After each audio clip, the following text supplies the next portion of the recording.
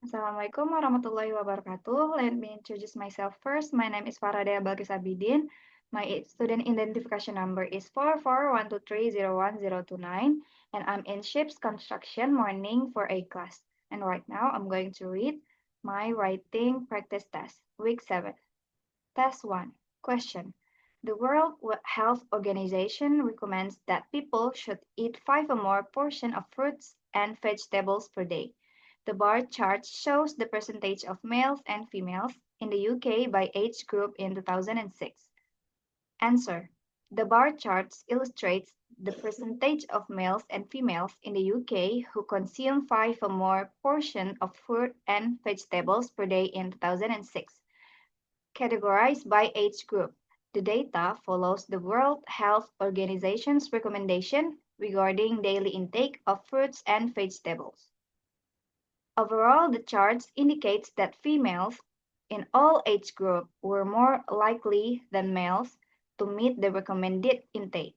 Additionally, the percentage of people consuming the recommended amount generally increased with age, peaking in the 55 to 64 age group before declining in the oldest group.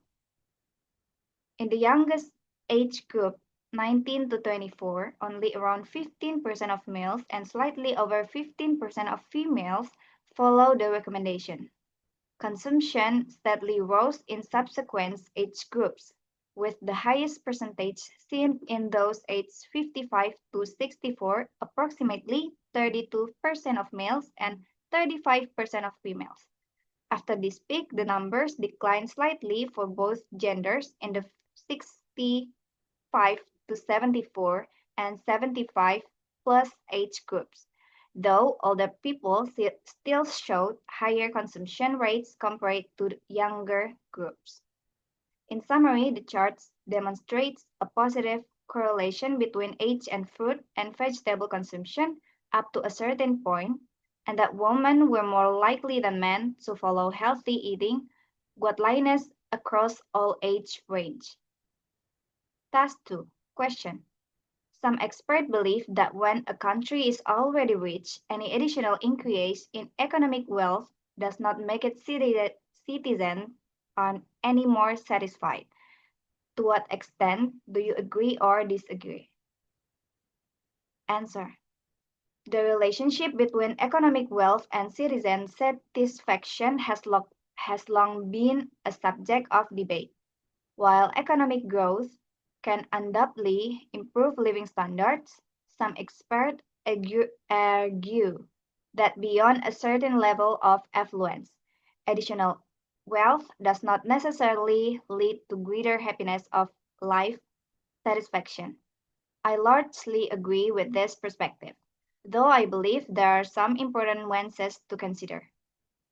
In the early stage of country's economic development, increases in wealth often result in improved healthcare, education, infrastructure, and employment opportunities. That these improvements significantly enhance quality of life and overall well-being. However, in already wealthy nations where basic needs and many wants are already met, further economic gains may have diminishing returns in terms of life satisfaction. Once people achieve a comfortable standard of living, other factors such as work-life balance, mental health, environmental quality, and social relationship become more critical determinants of happiness. In fact, excessive focus on economic growth in affluent societies can sometimes lead to negative outcomes like income inequality, stress, overwork, and environmental degradation, all of which can reduce overall satisfaction.